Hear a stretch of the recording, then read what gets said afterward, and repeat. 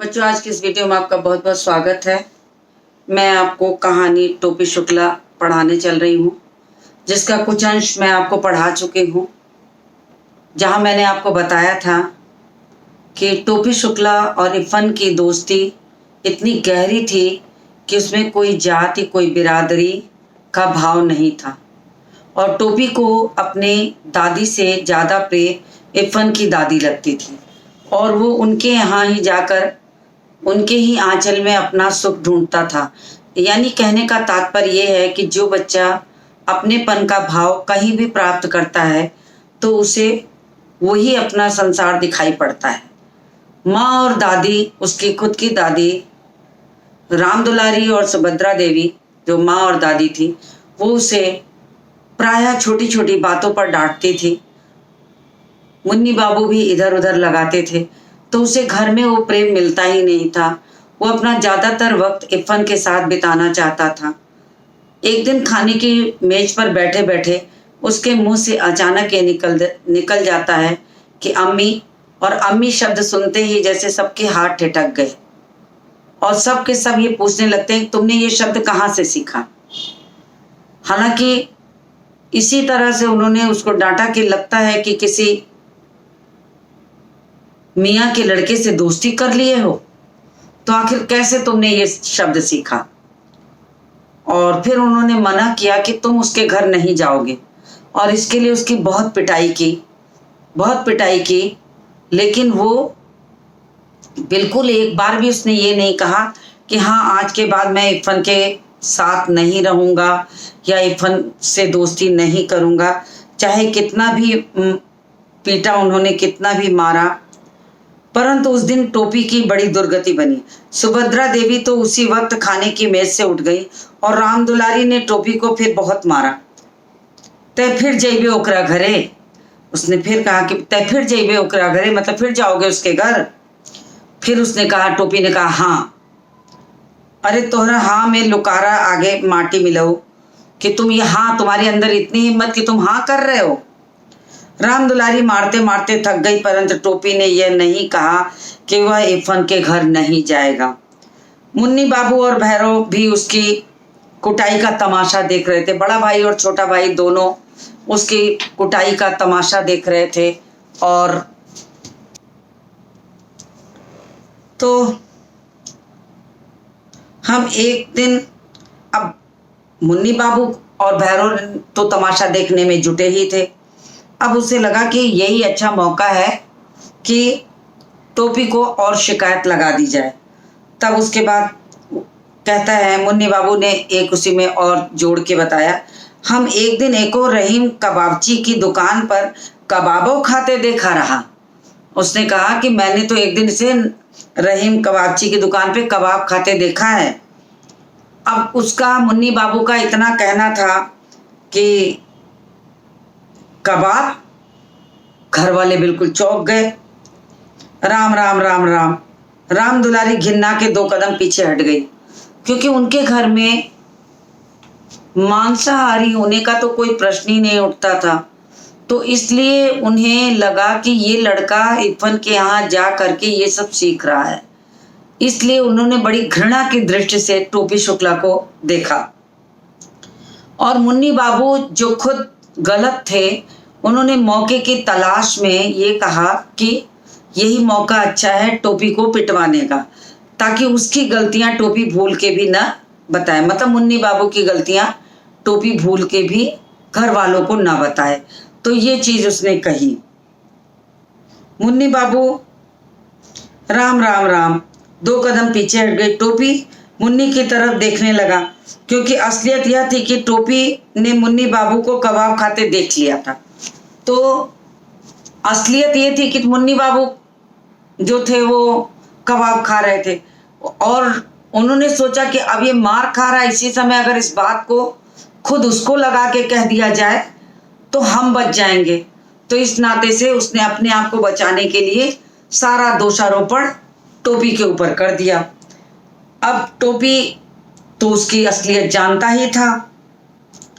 टोपी ने मुन्नी बाबू को कबाब खाते देख लिया था। मुन्नी बाबू ने उसे एक एकन्नी रिश्वत दी थी कि तुम घर पर इसको मत बताना, घर पर मत बताना। तो उसने तो नहीं कहा, लेकिन जब मौका देखा कि कहीं ऐसा ना हो कि वो कुछ कहे उससे पहले लाओ इसी के ऊपर ये थोप दिया जाए। टोपी को यह मालूम था कि मुन्नी बाबू सिगरेट भी पीते हैं, यानी टोपी को मुन्नी बाबू की सारी कमियां पता थी। तो उसने सोचा कि कुछ बताए, मेरी चुगली करे, उससे पहले इसको इतना पिटवा दो कि ये बोलना ही भूल जाए। परंतु वह चुगलखोर नहीं था, लेकिन उसको चुगली करने की आदत नहीं थी। उसने अब तक मुन्नी बाबू की कोई भी बात इरफान के सिवा किसी और को नहीं बताई थी। घर में तो उसने चर्चा ही नहीं की थी। इरफान उसका गहरा दोस्त था, इस नाते से उसने ये कह दिया था। इरफान को उसने अपनी सब बात बताता था, अपने घर की बात, अपनी माता की बात, अपनी दादी की बात, बड़े भाई मुन्नी भैरव सबकी हर तरह की बात वो बता देता था। तो उसने अपने दोस्त से कुछ नहीं छिपाया था। तो इरफान के सिवा किसी और को नहीं बताई थी। तो हमें कबाब खाते देखे रहे हो? तब उसने टोपी ने बड़े गुर्रा के कहा कि अच्छा, तो तुमने हमें कबाब खाते देखा था? न देखा रहा वो दिन, मुन्नी बाबू ने कहा। तो मुन्नी बाबू ने भी एक उस पे बात के ऊपर बात छेड़ी कि क्यों उस दिन नहीं देखे थे। मतलब इस विश्वास से बात को कहना कि अगला सुने तो ये लगे कि बिल्कुल सच है। ना देखा रहा वो दिन, तो ना देखा रहा वो दिन कहने का मतलब कि उस दिन मैंने देखा तो था, तुम झूठ क्यों बोल रहे हो? तो तुमने उसी दिन क्यों नहीं बताया? सुभद्रा देवी ने सवाल किया। तब सुभद्रा देवी ने कहा कि यदि तुमने देखा था तो तुमने उसी दिन क्यों नहीं शिकायत की? आज बताने की क्या जरूरत पड़ गई? ये झूठा है दादी, टोपी ने कहा। अब उसे लगा कि टोपी को झूठा बना करके, झूठ बोलने वाला बना करके और दादी का वो हमदर्द बन जाएगा। तो उसने टोपी को झूठा साबित कर दिया कि ये झूठा है और सुभद्रा देवी का हमदर्द बन जाएगा। ये झूठा है दादी, टोपी ने कहा। टोपी ने बताया मुन्नी बाबू के लिए कि दादी ये झूठ बोल रहा है, मुझे झूठ बना रहा है, मुझे झूठा कह रहा है। असली बात है कि ये खुद कबाब खाता है और सिगरेट पीता है, लेकिन वो दादी से कभी इसकी शिकायत नहीं किया था। उस दिन टोपी बहुत उदास रहा। वह अभी इतना बड़ा नहीं हुआ था कि झूठ और सच के किस्से में पड़ता, और सच्ची बात तो यह है कि वह इतना बड़ा कभी नहीं हो सका। उसने कहा कि बहुत डांट और मार पड़ी थी, वो बहुत उदास था, लेकिन उसे लग रहा था कि इस झूठ सच के बीच वो पिस गया है। बड़े भाई की बात को सब मानेंगे, वो बीच का था। छोटा भाई दुलारा है और ये बीच का है। हर बात पे दोषारोपण इसी पर किया जाता है। तो उसे लगता था कि मेरी ही गलती निकाली जाती है, न होते हुए भी मुझे ही गलत साबित किया जाता है। तो सुभद्रा देवी यानी उसकी दादी और माँ दोनों ही उसे डांटती हैं। तो वो बहुत उदास हो गया था और उस दिन तो इतना पिट गया था कि उसके सारा बदन उसका दुख रहा था। बस लगातार एक ही बात सोचता रहा कि अगर एक दिन के वास्ते वह मुन्नी बाबू से बड़ा हो जाता तो समझ लेता। अब उसके मन में ऐसे ऐसे सवाल आने लगे कि अगर वो काश मुन्नी बाबू से एक दिन के लिए बड़ा होता तो सारी शिकायत अच्छे से करके उसकी भी अच्छी खबर ले लेता। लेकिन ये तो संभव नहीं। जो छोटा है वो छोटा रहेगा, जो बड़ा है वो बड़ा रहेगा, जो बीच का वो बीच का रहेगा। तो और टोपी का जो प्रभाव था घर में वो इसीलिए बिगड़ गया था क्योंकि वो इरफान के साथ रहता था, घर वालों को नापसंद था। परंतु मुन्नी बाबू से बड़ा हो जाना उसके बस में तो था नहीं। दूसरे दिन जब वो स्कूल इरफान से मिला तो उसने सारी बात बता दी। दोनों ज्योग्राफिया का घंटा छोड़कर सरक गए। अब चूंकि उसके मन में इतनी सारी बातें थी कि उसे लग रहा था कि जब तक वो अपनी सारी बात इरफान को नहीं बता देगा उससे रहा नहीं जा रहा था। उसने भूगोल के घंटे को छोड़ दिया और बाहर बैठ करके अपना सारा दुखड़ा, सारा दर्द उसने रो रो करके समझा इरफान के आगे कह दिया कि क्योंकि उसकी बात सुनने वाला, उसकी तकलीफ को सुनने वाला तो कोई घर में था नहीं। तो उसकी हमदर्दी सुनने के लिए उसका दोस्त था, तो उसके अलावा वो कहाँ जाता। तो उसी को उसने सारा कुछ कह दिया। परंतु मुन्नी बाबू से बड़ा जोग्राफिया का घंटा छोड़कर सरक गए। पंचम की दुकान से इरफान ने केले खरीदे। बात यह है कि टोपी फल के अलावा किसी चीज को हाथ नहीं लगाता था, तो टोपी सिर्फ फल खाता था। तो उसने केले खरीद लिए इरफान ने, और दोनों चले आए और एक किनारे कहीं बैठ करके बातचीत करने लगे। ऐसा ना हो सकता कि हम लोग दादी बदल लें? अब देखिए, टोपी के दिल का जो दर्द था, जो सुभद्रा देवी ने उसे इतनी सारी बात सुनाई थी, माँ ने जो इतना पीटा था, सबके चलते उसके मुंह से एक ऐसी प्रेम भरी बात निकली इरफान के सामने कि इरफान ये बताओ कि ऐसा नहीं हो सकता कि हम और तुम दादी बदल ले। टोपी ने इरफान से कहा, तोहरी दादी हमरे घर आ जाएं और हमरी दादी तोहरे घर चली जाएं। हमरी दादी तो बोलियो तू ही लोगन को बोल थी। तो उसने कहा कि ऐसा नहीं हो सकता कि तुम्हारी दादी हमारे घर आ जाए, हमारी दादी तुम्हारे घर चली जाए। दादी की बोली तो बिल्कुल मिलती जुलती है, तो चल जाएगा, लेकिन एक बार तुम तैयार तो हो जाओ। इरफान सुनता है तो उसे सोच में पड़ जाता है कि ये कैसे हो सकता है कि हम आपस में दादी बदल ले। तो उसने बड़े दृढ़ निश्चय से कहा, यह नहीं हो सकता। इरफान ने कहा, अब्बू यह बात नहीं मानेंगे। और बचपना देखिए कि दो बच्चे आपस में बात कर रहे हैं दादी बदलने की, तो इरफान कहता है कि अब्बू नहीं मानेंगे। उसे ये लग रहा कि ये संभव नहीं है। तो उसने कहा कि दादी बदलना इतना आसान नहीं है, पिताजी तो नहीं मानेंगे, अब्बू इस बात को बिल्कुल नहीं मानेंगे, और मुझे कहानी कौन सुनाएगा। और बाद में कहता है कि अगर मैंने अपनी दादी तुम्हें दे दी तो मैं कहानी किससे सुनूंगा। तो ये देखिए भोलेपन की एक हद है कि बच्चे को ये नहीं पता है कि जो चीज संभव नहीं है उसके बारे में वो बात करते हैं दादी बदलने की, और साथ ही कहते हैं कि अब्बू नहीं मानेंगे, मैं कहानी किससे सुनूंगा। जैसे लग रहा है कि दादी बदलना बहुत आसान सी बात हो, तो मुझे कहानी कौन सुनाएगा। तुम्हारी दादी को 12 बुर्ज की कहानी आती है? फिर उसने कहा कि अच्छा ये बताओ कि तुम्हारी दादी क्या तुम्हें कभी कहानी सुनाती हैं? मेरी दादी तो मुझे हातिम ताई के किस्से, 12 बुर्ज की कहानी, तमाम चीज सुनाती हैं। तुम्हें मुझे बताओ कि उन्हें आती है कि नहीं, वो मुझे सुनाएंगी कि नहीं। तो तब उसको बड़ा, टोपी को बहुत दुख होता है। उसे लगता है कि इरफान उसे अपना इतना गहरा याराना है, इतनी गहरी दोस्ती है, वो दादी दे देगा। लेकिन दादी थोड़े बदली जाती हैं। किताब कॉपी और खाने पीने की चीजें थोड़े हैं कि माँ बदल लो और पिता बदल लो और दादी बदल लो। तो ये एक हंसी की बात हो गई। लेकिन बाल मन की सुलभता देखिए कि उसे ये पता ही नहीं है कि ये भी नहीं हो सकता, दादी बदल नहीं जा सकती। तो उसने ऐसे कहते हुए कहा कि तू हमें एक ठो दादियों ना दे सकते हो? तब उसने कहा कि ये बताओ कि तुम तो मेरे इतने अच्छे दोस्त हो, तो क्या एक ठो दादियों नहीं दे पाओगे? तो उसने कहा तू हमें एक ठो दादियों ना दे सकते हो? टोपी ने खुद अपने दिल के टूटने की आवाज सुनी, और इरफान ने चूंकि कहा था कि ये नहीं संभव है, तो उसका दिल इतना टूट जाता है, इतना दुखी हो जाता है। उसका मन था कि इरफान की दादी उसके घर जाए, उनकी गोद में सर रख करके टोपी आराम से सोए और दादी उसके माथे को सहलाते उसे कहानी सुनाए, और जीवन का जो सबसे बड़ा सुख है उसे मिले, जो उसने अपनी दादी से कभी नहीं पाया था। इस अपनेपन के लिए वो तरस रहा था, इसलिए वो इरफान से दादी मांगने लगता है कि मुझे अपनी दादी दे दो। जो मेरी दादी है वो मेरे अब्बू की अम्मा भी तो हैं। तब उसने कहा कि कैसे दे दूं बताओ ना, मेरी दादी सिर्फ मेरी दादी तो है नहीं, मेरे अब्बू की अम्मा भी हैं, तो मेरे अब्बू के लिए तो तैयार ही नहीं होंगे। अब उन दोनों छोटे बच्चे, कक्षा 4 में पढ़ने वाले बच्चों को ये क्या पता कि ये रिश्ते नाते जो होते हैं इस तरह से बदले नहीं जाते हैं।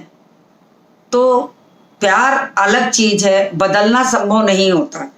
तो उसने बड़े प्यार से कहा कि वो मेरे अब्बू की अम्मा है, तो वो तो नहीं मैं बदल सकता ना। इरफान ने कहा। यह बात टोपी के समझ में आ गई। तब टोपी को लगता है कि हाँ वो तो सच है कि सिर्फ वो इरफान की दादी तो नहीं है, इरफान के अब्बू की अम्मा भी हैं, तो भला कैसे संभव हो सकता है। तुम्हारी दादी मेरी दादी की तरह बूढ़ी होंगी? तो उसने सवाल पूछा, क्योंकि उसने देखा नहीं था। तो उसने कहा कि अच्छा, तुम्हारी दादी भी मेरी दादी की तरह बूढ़ी हैं? तो उसने कहा हाँ। टोपी ने कहा हाँ, बूढ़ी तो है ये दादी है तो फिक्र ना करो। देखिए कितना बाल मन का स्वभाव, देखिए कि उसको ये नहीं पता तो कहता फिक्र मत करो। इरफान ने कहा मेरी दादी कहती है बूढ़े लोग मर जाते हैं। तो उसने कहा चिंता मत करो, तुम ज्यादा दुखी मत हो। अगर वो बूढ़ी हैं तो जल्दी मर जाएंगी, तुम घबराओ मत, थोड़े दिन की बात है। तो मेरी दादी ने बताया कि बूढ़े लोग मर जाते हैं। तो दोनों दोस्त आपस में ऐसे कहकर एक दूसरे का कष्ट, इरफान अपने दोस्त का कष्ट कम कर रहा है। तो फिक्र ना करो, इरफान ने कहा मेरी दादी कहती हैं कि बूढ़े लोग मर जाते हैं, हमारी दादी ना मरी हैं। उसको अपनी दादी से इतनी नाराजगी थी कि वो चिड़चिड़ा जाता है। तो कहता कि हाँ, हमारी दादी ना मरी है, मतलब मेरी दादी नहीं मरेंगी। वो इतना चिड़चिड़ाती है कि मरेंगी भी नहीं। तो मरेंगी कैसे नहीं, क्या मेरी दादी झूठी हैं? तो उसने इरफान ने कहा कि अरे ऐसा हो ही नहीं सकता, मेरी दादी झूठ थोड़े बोलती है। मेरी दादी ने बताया है कि बूढ़े लोग मर जाते हैं, तो तुम्हारी दादी भी एक दिन मरेंगी। तो तुम चिंता मत करो, परेशान मत हो, जल्दी ही मर जाएंगी, फिर तुम्हारा पिंड उनसे छूट जाएगा। तो वो तो जानता है कि उसकी दादी कभी नहीं मरेंगी। ठीक उसी वक्त नौकर आया और पता चला कि इरफान की दादी मर गई। अभी टोपी ने इरफान से दादी बदलने की बात ही कही थी। उधर इरफान की दादी बीमार चल रही थी और दोनों दोस्त भूगोल का घंटा छोड़ करके अपना दुख एक दूसरे को बांट रहे थे कि तुम मुझे अपनी दादी दे दो। वो कहता है मुझे दादी देना संभव नहीं है, वो मेरे अब्बू की अम्मा भी है। सब बातें चलती ही रहती हैं कि इरफान के घर से नौकर चला आता है दौड़ते हुए, घबराते हुए, और पता लगता है कि इरफान की दादी मर गई। इरफान चला गया, टोपी अकेला रह गया।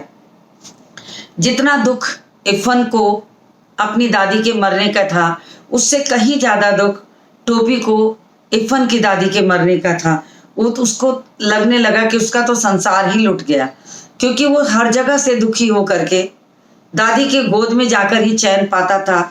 उनके प्यार भरी भाषा और उनकी बोली में उसे लगता था कि उसको सब कुछ मिल जाता है, उसको अपनापन मिलता था। उस अपनापन के कारण वो बहुत दुखी हो गया कि अब मैं कहाँ जाऊंगा, किसके पास बैठूंगा, किससे कहानी सुनूंगा। अब तो दादी भी ना रही। वो मुंह लटकाए हुए जिम्नेजियम में चला गया। बूढ़ा चपरासी एक तरफ बैठी बीड़ी पी रहा था, वह एक कोने में बैठा रोने लगा। और वो बच्चा दूसरे की दादी, इरफान की दादी थी, लेकिन टोपी इरफान की दादी को इतना प्यार करता था कि इरफान की दादी पर वो फपक फपक कर रो पड़ा। उसे लगा कि उसका तो अकेलापन हो गया, क्योंकि उसका सारा कष्ट तो इरफान की दादी के पास से ही जाकर मिटता था, और जो अपनापन वो उनसे पाया था वो उसे कहीं मिलता नहीं था। तो वो बहुत दुखी हो जाता है और कोने में बैठकर रोने लगता है। शाम को वो इरफान के घर गया तो वहां सन्नाटा, घर भरा हुआ था। रोज जितने लोग हुआ करते थे उससे भी ज्यादा लोग थे। तो अब वो शाम को उसके घर जाता है तो देखता है कि घर में तमाम लोग भरे हुए हैं। किसी की मृत्यु पर तो लोग इकट्ठा होते ही हैं, तो तमाम लोग इकट्ठा हुए हैं। रोज से ज्यादा लोग थे, मगर दादी के बिना, इरफान की दादी के बिना टोपी को लगता कि घर पूरा सन्नाटे से भर गया हो, बिल्कुल सुनसान हो गया हो। उसे लगता है उसके लिए तो घर में अब कोई भी नहीं है। परंतु एक दादी के न होने से टोपी के लिए घर खाली हो चुका था। एकमात्र दादी नहीं थी और टोपी को लग रहा था कि उसके लिए घर में अब कोई भी नहीं है। घर में अब कोई भी नहीं है, ये सोच करके वो बहुत दुखी हो जाता है। जबकि उसे दादी का नाम तक नहीं मालूम था। उसने दादी के 1000 कहने के बाद भी उनके हाथ से कोई चीज नहीं खाई थी। दादी उसे बहुत प्यार करती थी, बहुत कुछ खाने को कहती थी, लेकिन वो कभी कुछ खाता भी नहीं था। लेकिन एक दादी के ना रहने से उसे लग रहा था कि घर में उसके लिए अब कोई भी नहीं है। प्रेम इन बातों का पाबंद नहीं होता। टोपी और दादी में एक ऐसा संबंध हो चुका था जो मुस्लिम लीग, कांग्रेस और जनसंघ से भी बड़ा था। उन्होंने कहा कि टोपी और दादी के बीच का जो संबंध है वो अटूट था, वो प्रेम अटूट था। उस प्रेम को तोड़ा नहीं जा सकता था। वो ऐसा था कि भले वो दो संप्रदाय थे, हिंदू और मुस्लिम थे, लेकिन संप्रदाय का यहाँ नामो निशान नहीं था। उसे ये लग रहा था कि बस दादी के साथ उसका एक अटूट रिश्ता बन गया है। संभवतः वो पूर्व जन्म का था और वो अपनी इरफान की दादी से बिछड़कर बहुत अकेला हो गया है। अब उसका साथ देने वाला कोई नहीं है।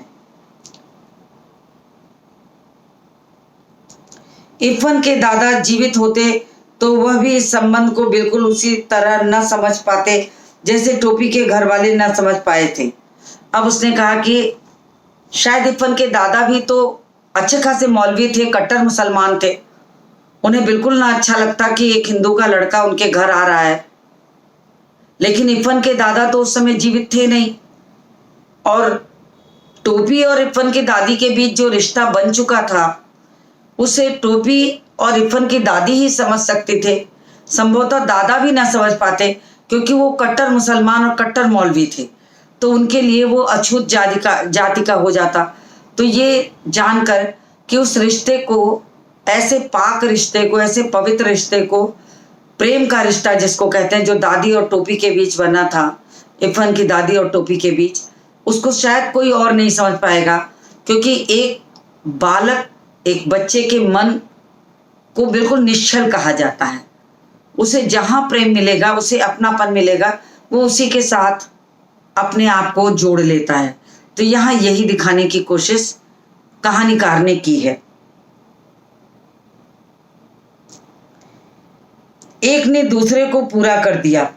दोनों प्यासे थे, दोनों अलग अलग और अधूरे थे। यानी कि इरफान की दादी और टोपी दोनों अलग अलग हो तो अधूरापन था। दोनों प्रेम के भूखे थे, दोनों को प्रेम मिलता था। दादी को भी टोपी से जितना प्रेम मिलता था वो उसे अटूट लगता था कि वो उसे अलग नहीं कर सकती अपने से। वो इरफान की तरह ही टोपी को भी प्यार करती थी। तो इसलिए दोनों एक दूसरे के बिना अधूरे हो गए थे। एक दूसरे के को पूरा कर दिया था। दोनों प्यासे थे, एक ने दूसरे की प्यास बुझा दी थी। दोनों अपने घरों में अजनबी और भरे घर में अकेले थे। दादी को भी हिंदुस्तानी माहौल में अपने आप को ढाल चुकी थी। पूर्वी बोली, घर के लोग उसे बिल्कुल नहीं पसंद करते थे। लेकिन और टोपी को भी वही स्थिति थी। तो दोनों एक दूसरे से काफी करीब हो गए थे। एक दूसरे के साथ मिलकर रहना, बैठना, कहानी सुनना, अपने दिल का हाल पूछना, और तुम्हारी अम्मा कैसी हैं, हर तरह से पूछना एक अपनेपन के भाव को प्रकट करता है। लेकिन उम्र का इतना अंतर कि प्रेम इस उम्र के अंतर को भी नहीं समझ पाता। एक 72 वर्ष की थी और दूसरा 8 साल का। दादी 72 वर्ष की और टोपी 8 साल का। लेकिन उन दोनों के बीच जो प्रेम था वो ऐसा नहीं था कि वो 72 वर्ष की उम्र जो है वो आड़े आती हो। तो उन्हें उतना ही क्यों, ऐसे भी देखा जाए तो कहा जाता है कि बुढ़ापा जो होता है वापस ही बचपन की ओर चला जाता है, दोबारा बचपन होता है वो। तो उसे टोपी के साथ बहुत प्रेम आता था। हर तरह से उसे लगता था कि वो टोपी के साथ बड़ी खुश हैं। लेकिन उम्र का फर्क यहाँ कोई भी मायने नहीं रखता। टोपी ने इरफान को पुरसा दिया। इरफान ने कोई जवाब नहीं दिया। उसे इस बात का जवाब आता ही नहीं था। दोनों दोस्त चुप होकर रोने लगे। तो टोपी ने इरफान को बहुत समझाया, बुझाया, फुसलाया, प्यार किया, लेकिन उसको ये सब चीजें समझ में कहाँ से आएंगी। दोनों अभी 8 बरस के छोटे छोटे बच्चे थे और दादी के दोनों बहुत करीब थे। न समझ पाने पर वो दोनों ही फपक फपक कर रोने लगते हैं। उसे लगता है कि उसके जीवन में बहुत खालीपन आ गया है। बहुत दुखी हो जाते हैं दो के दोनों बच्चे दादी के ना रहने पर। फिर चुपचाप रोते रहते हैं। टोपी 10 अक्टूबर सन 45 को टोपी ने 10 अक्टूबर सन 45 को कसम खाई कि अब वह किसी ऐसे लड़के से दोस्ती नहीं करेगा जिसका बाप ऐसी नौकरी करता हो जिसमें बदली होती हो। कहने का मतलब कहानी का तीसरा हिस्सा सामने आ गया। कहानी का तीसरा हिस्सा ये था कि इधर इरफान की दादी का देहांत होता है। कुछ ही समय के बाद इरफान के पिता का तबादला हो जाता है, स्थानांतरण हो जाता है, यानी ट्रांसफर हो जाता है। टोपी तो इरफान की दादी के चले जाने से ही अकेला हो गया था और उसका दादी के बिना समय नहीं कटता था। लेकिन कुछ समय के बाद जब ये सुनने में आता है कि इरफान के पिता भी अब शहर छोड़ के जाने वाले हैं, तो मानो उसका जीवन ही अधूरा हो गया। कर तो कुछ नहीं सकता था, ना तो वो इरफान के साथ जा सकता था, ना इरफान को वो रोक सकता था। पिता सरकारी नौकरी में थे, तबादला तो होना ही था, स्थानांतरण तो होना ही था, ट्रांसफर हो गया तो रुक भी नहीं सकता था। अब वो बनारस से दूसरी जगह के लिए जाने को तैयार हो गए। टोपी को लगा कि अब वो अकेले कैसे रहेगा। उसे बहुत अकेलापन उबने जैसा लगने लगा। उसने कसम खा ली, वो दिन याद कर लिया अपने जीवन में कि 10 अक्टूबर सन 45 की तारीख को उसने गांठ बनाकर कहीं लिख लिया कि आज के बाद, उसी दिन उसके पिता का तबादला हुआ और वो लोग जाने को तैयार थे, तो उसने गांठ बना के लिख लिया था कि वो अब कभी भी किसी ऐसे लड़के से दोस्ती करेगा ही नहीं जिसके पिता का तबादला होने वाला हो या होता हो और वो स्थान छोड़कर चला जाए, क्योंकि दोस्तों का अलग होना बहुत खलता है। मित्रता में अगर इतनी प्रगाढ़ता हो कि दोनों एक दूसरे के बिना न रह पाते हो, जहां दादी बदलने की बात होती हो, जहां टोपी इरफान के बिना अधूरा और इरफान टोपी के बिना अधूरे हों, वहां पर तबादला होने के बाद टोपी भला इरफान के कैसे रह सकता था। उसे लगा कि उसे अब कसम खानी पड़ेगी कि आज के बाद वो किसी से दोस्ती ही नहीं करेगा। उसने ये ठान लिया कि वो अब किसी से दोस्ती नहीं करेगा, चाहे कुछ भी हो जाए। तो बहुत दुखी हो जाता है। 10 अक्टूबर सन 45 का यूं तो कोई महत्व नहीं, परंतु टोपी के आत्म इतिहास में इस तारीख का बहुत महत्व है। तो क्या महत्व है कि उसने उसी दिन ये जान लिया था कि पिता के तबादले के कारण इरफान को भी अब शहर छोड़कर जाना है। तो उसके लिए 10 अक्टूबर जो 10 अक्टूबर 45 की जो तिथि है, वो बहुत कठिन तारीख थी कि उसने अपने आप को किस तरह समझाया होगा कि बिना इरफान के वो कैसे रह सकता है। इसलिए टोपी और अकेला हो गया। एक तो दादी की मृत्यु हो गई और ऊपर से इरफान के पिता का तबादला हो गया। अब तो टोपी बिल्कुल अकेला हो गया। अब तो उसका घर में भी मन नहीं लगता था, क्योंकि दूसरे कलेक्टर ठाकुर हरनाम सिंह के 3 लड़कों में से कोई उसका दोस्त ना बन सका। अब इनके इरफान के पिता के जाने के बाद उस बंगले में दूसरे कलेक्टर आ जाते हैं। उनका नाम रहता है ठाकुर हरनाम सिंह। 3 लड़के उनके हैं। तो इरफान के पिता में तो कलेक्टर होने का गर्व नहीं था और इरफान का परिवार भी इतना सरल था कि टोपी ने कभी ये महसूस ही नहीं किया। वो बेधड़क उनके घर आया जाया करता था कि वो एक कलेक्टर के घर जा रहा। उसे तो ये लगता था वो अपने एक दोस्त के घर जा रहा है। वो कलेक्टर का बेटा है कि क्या, उसने इस बात का तो उसने कभी एक बार भी अनुभव ही नहीं किया। उतने ही प्रेम से, उतने ही प्यार से वो उसकी दादी के पास, उसके घर में जाता रहता, बातें सुनता, कहानी सुनता। तो इस चीज का अनुभव उसे होता है। और फिर वो किसी और कलेक्टर के बेटे से दोस्ती नहीं कर पाया। तीनों लड़कों में से उसका कोई दोस्त नहीं बन पाया। डब्बू बहुत छोटा था, बीलू बहुत बड़ा था, गुड्डू था तो बराबर, परंतु केवल अंग्रेजी बोलता था। अब टोपी के लिए वो भी मुश्किल की बात थी। वह बात भी थी कि तीनों को इसका एहसास, इनको ये भी एहसास था कि वो कलेक्टर के बेटे हैं, तो उनको किसी छोटे लोगों से, टोपी जैसे लोगों को मुंह नहीं लगाना चाहिए। तो यहाँ तक की कहानी मैंने आपको पढ़ा दी है। अब इसके बाद की कहानी को मैं अपने अगले वीडियो में लेके आऊँगी, क्योंकि कहानी बड़ी है तो कई वीडियो बनेंगे। तो इसी के साथ इस वीडियो को मैं समाप्त करती हूँ और मिलती हूँ आपसे अगले वीडियो में।